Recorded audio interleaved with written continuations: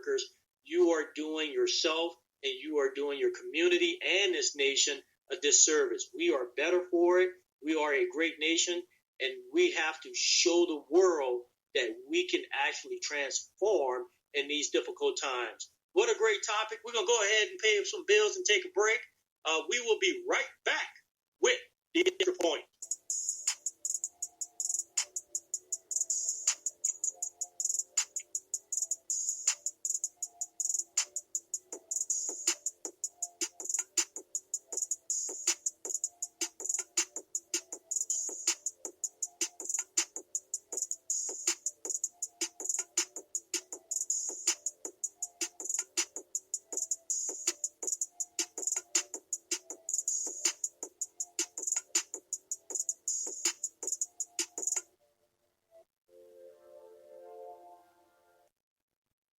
Welcome back to the Extra Point in association with R2 Sports Management, and I am here joined with three of my colleagues, Justice, Jeremy, and Robert, going over the topics of the day dealing with the NFL and the NCAA.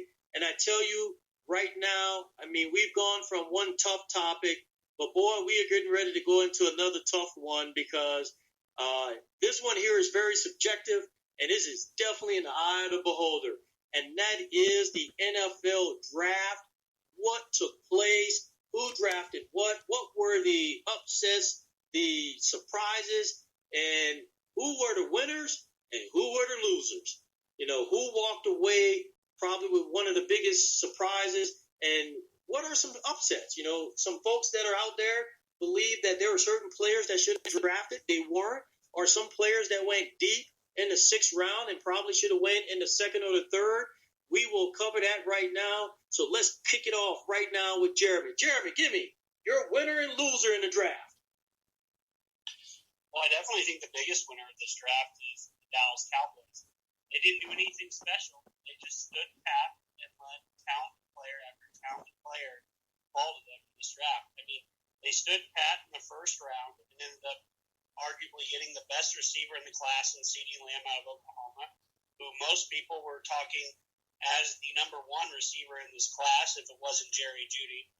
Then in round 2, Trevon Diggs fell all the way to them, and a lot of people labeled him as a first-round pick because he's got all the athleticism and size that you want in a starting cornerback who can play the boundary, and not to mention he's got a very talented family member by the name of Stephon Diggs, who is an all-pro receiver in this league. Everyone loves an NFL blood. Then in the 3rd round, they stood pat again and got Neville Gallimore, the ultra-athletic defensive tackle out of Oklahoma, who is ended up going to be a perfect fit in the Dallas' 4-3 one-gap attacking scheme. And then even a guy like Bradley and they got later in the draft, a guy who was one of the leaders of the nation in sacks, who left Utah as one of the all-time leading sack leaders. Dallas just hit it out of the park, and they didn't have to do anything special, really, to get the job done. Well, I hear you there. Wow, that is a pretty robust list you provided there, but nothing that I can't argue with any one of those points. What do you got, Robert? Winners and losers? One of my winners in this year's NFL draft, Roland, has to be the Minnesota Vikings.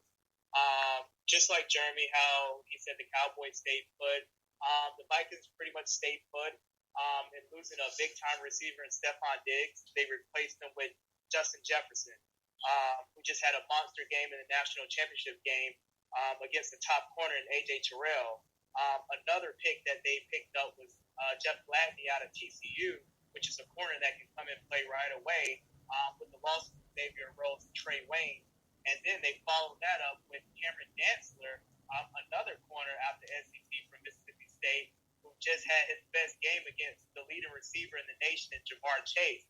So the Minnesota Vikings definitely had a tremendous draft to go along with Kirk Cousins, Adam Thielen, a healthy Adam Thielen coming off a hamstring injury, and a healthy Dalvin Cook.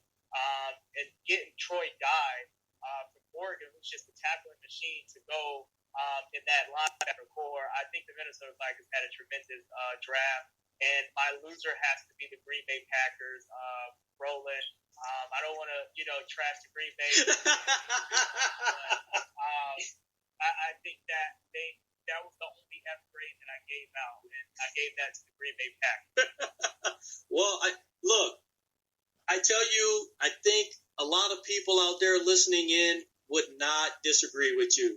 And of course, that leads to that larger question of that quarterback out of Utah. What is the Green Bay Packers going to do? What is Aaron Rodgers now to that organization? Is he in the transition mode? And I shouldn't say he. Did the organization place him in transition mode by going out and getting a quarterback, almost putting him on notice that his time with the Green Bay Packers are coming to an end? That is a hot, heavy topic out there. But I think this is going to be a moment where Aaron Rodgers will truly show his colors as a quarterback. And if he is really the leader that many people claim that he potentially is, I won't say that he is. I will say that he potentially is. And I say those words because we all know what happened between him and Brett Favre when he was the backup. And he was chomping at the bits to become the starter. So here he is now in that same position. What is he going to do? Is he going to become that leader that everyone is hoping that he's going to do with Love? Is he going to become that mentor, take the young man under his wing, show him how to be a professional football player in this league in hopes that one day he may become the starting quarterback for the Green Bay Packers? I tell you, that's going to be one interesting dynamic there. What do you got out there, Justice? Who you got? Winners and losers? I got to say my winner might be the consensus. I think the Baltimore Ravens, they did an outstanding job in the 2020 draft. I mean, they got their linebacker of the future in round one, a guy who's going to run sideline to sideline, be a tackling machine. Round two, they come back, they get J.K. Dobbins to pair up with Mark Ingram. That's going to be that's a scary backfield that has so much potential. And you have Lamar Jackson, who's probably the most elusive quarterback ever to step on the field. I think that's a strong debate to have. And a sleeper pick I really like is Devin Duvernay, the wide receiver out of Texas. I think he's a perfect fit for that offense. Kind of a short throwing offense with Lamar Jackson. He's fast. I think he ran low 4.4s in the 40. He's got crazy straight line speed. He's got good hands. He can break tackles in the open field. He's a very underrated receiver, and I think the Baltimore Ravens, they got a very good player for that system. I think he's definitely going to be a sleeper. And in round 6 to get James Prochet out of SMU. Yes. That's awesome value. No. I think 2019 he had I think he had maybe 1,100 yards, 12 touchdowns. No, that's 2018. 2018, 1,100 yards, 12 touchdowns. Comes back in 2019, 1,200 yards, 15 touchdowns. This guy catches the ball, and that's the steal in 6th round, if you ask me. Hey man, you make some great points there. Those are all beyond solid picks. Go ahead, keep going. Yeah, I agree with Robert. I didn't like the Packers draft. I mean, walk out of that draft out of receiver for Aaron Rodgers is crazy to me. It should be a crime. I'm gonna kind of switch it up a little bit. Another team's draft I didn't really like was the New England Patriots. In the 2nd round, they get Kyle Duggar. I can understand, why people love him. He's a very hard hitter, but I think he's kind of a one-trick pony. He's really going to have to develop, the instincts in coverage. I think he really lacks that. And the 2nd round, Josh Uche. I mean, he's a good player. I think he's kind of a hustle player at this point. He's not really going to bend the edge and get the quarterback too much.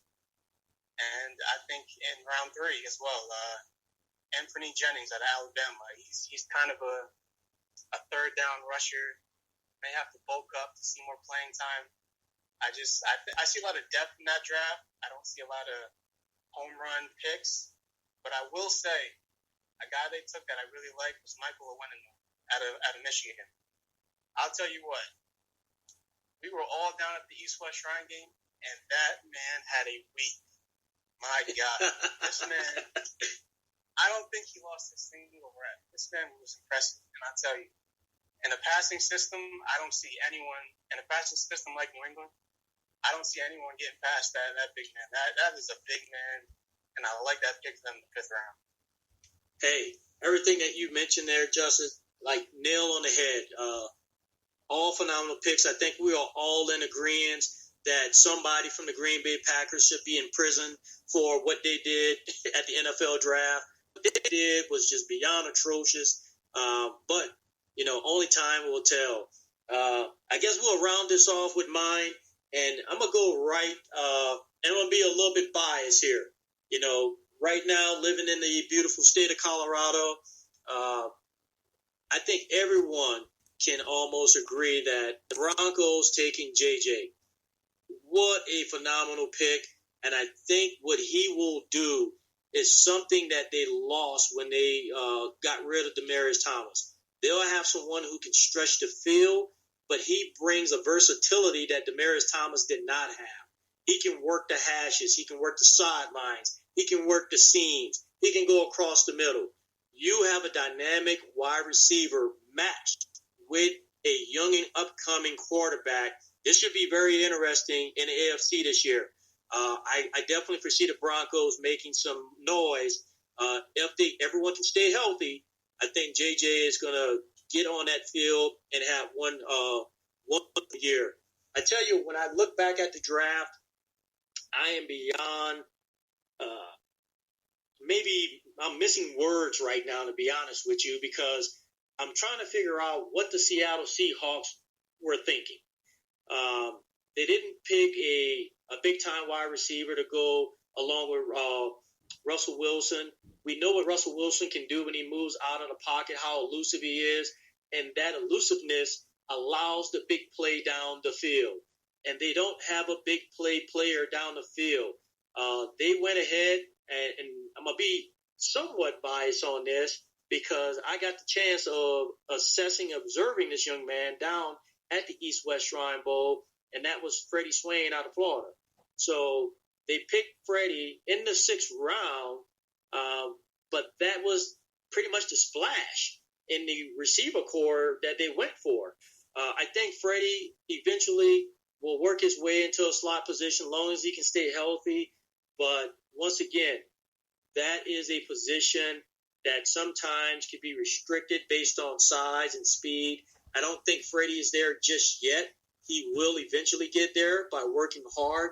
But I tell you, pretty disappointed in what the Seattle Seahawks did. I think they got to do some serious retooling in the free agency market and hopefully get some players that can help them make some splash during the regular season. I tell you, man, we put together a pretty robust list here of winners and losers, and there's a lot of folks that went undrafted that probably should have went maybe in the 4th or 5th round, but it definitely told me, and I don't know about you guys, that there is a kind of change in the tide in the NFL of what these coaches are looking for in players. It's just not necessarily the stats that you put up during your collegiate career, but some of those other intangibles tend to play in, where I even saw one player who was projected somewhere in the 3rd to 4th round, dropped to the 6th, and then on draft day did not get drafted whatsoever. So there's a lot to be said about that and how the NFL is going to be moving forward on drafts. So let me ask a question before we go to our next commercial. Did you guys like the way the draft was done this year through virtual draft? What do you guys think about that? You think it's something that we should keep moving forward? I'll jump in on this first. I thought they did a very admirable job for the amount of time they had. You know, canceling the draft in Vegas was obviously a huge deal. That was going to be Vegas' big deal this year. Brand new team in Vegas. You know, we're going to have the NFL draft there. So that definitely stung not to be able to have it in a live setting. Because I was in Nashville the year before, and, I mean, that setting was electric. So it was definitely a disappointment not to have a live draft this year. But for as little time as they had to throw something together, I thought they did a nice job with fans being able to